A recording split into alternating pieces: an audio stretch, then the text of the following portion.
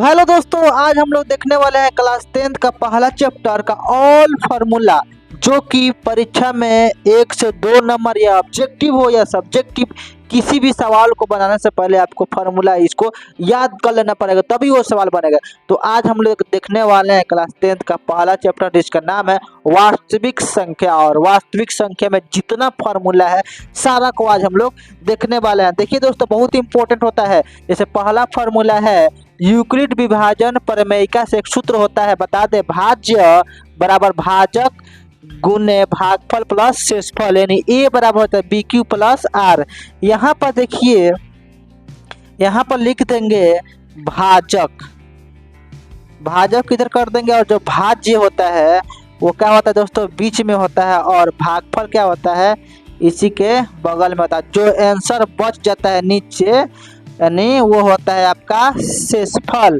तो यहाँ पर देखिए दोस्तों, कहने का मतलब अगर इसको हम b मान लेते हैं, और इसको a मान लेते हैं, और इसको q मान लेते हैं, और इसको r मान लेते हैं, तो इस दोनों को गुना करने पर, इसको जोड़ देने पर बीच वाला का मान आ जाता है। यानी a बराबर फॉर्मूला हो जाएगा बी क्यू प्लस आर।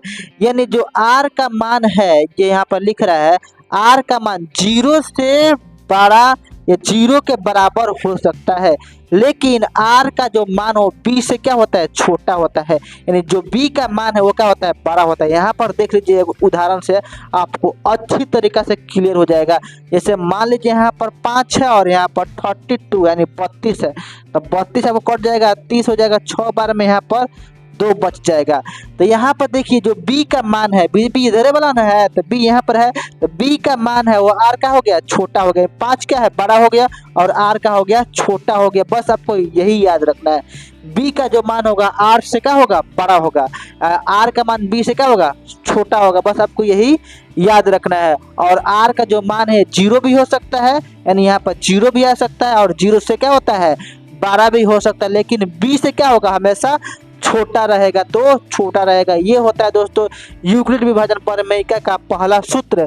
अब देखिए दोस्तों, हम दूसरा सूत्र की बात करते हैं। जैसे मान लीजिए आपको मौसा यानी एचसीएफ दिया हो, और एलसीएम दिया यानी लौसा दिया हो, तो इसका फॉर्मूला होता है दो संख्याओं का गुणनफल।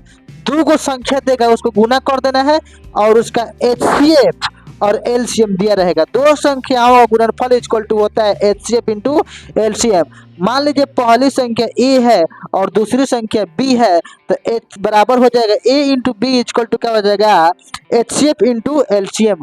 अब चलिए हम लोग दोस्तों नेक्स्ट फार्मूला की ओर आगे बढ़ते हैं। आई होप आप लोगों को समझ में अच्छी तरीका से आ गया होगा। देखिए दोस्तों, पहला फार्मूला है, माना कि पहली संख्या a की संख्या को मान लेते हैं a, और दूसरी संख्या का मान लेते हैं b, और एचसीएफ और एलसीएम दिया गया हो।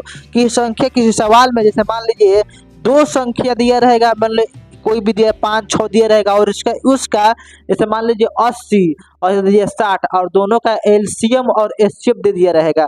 तो वही इस प्रकार, जैसे मान लीजिए पहली संख्या क्या हो जाएगा, पहली संख्या इंटू दूसरी संख्या बराबर फार्मूला होता है एचसीएफ इंटू एलसीएम।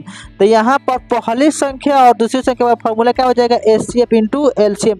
यही फार्मूला जो ये यहाँ पर फार्मूला था, इसको हम लोग क्या कर दिए, यहाँ पर विस्तार से इसको लिख दिए हैं।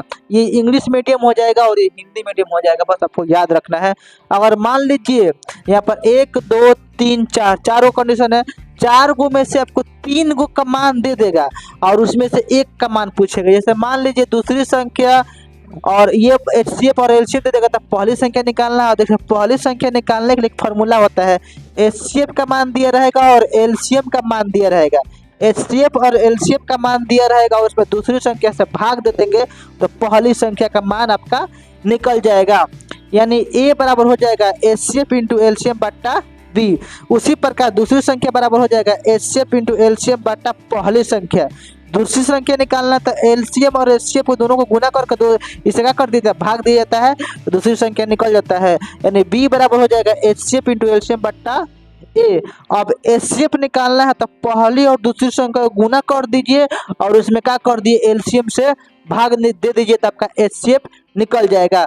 उसी प्रकार एलसीएम अगर निकालना है, तो पहली संख्या और दूसरी संख्या को गुना करके एचसीएफ से भाग दीजिएगा, तो आपका एलसीएम निकल जाएगा। उसी प्रकार एलसीएम बराबर हो जाएगा ए इंटू बी बट्टा एचसीएफ। आई होप आप लोगों को समझ में आ गया होगा। तो प्लीज़ चैनल को सब्सक्राइब कीजिएगा और वीडियो को लाइक कीजिएगा। तब तक मिलते हैं नेक्स्ट वीडियो में, तब तक के लिए टाटा बाय बाय।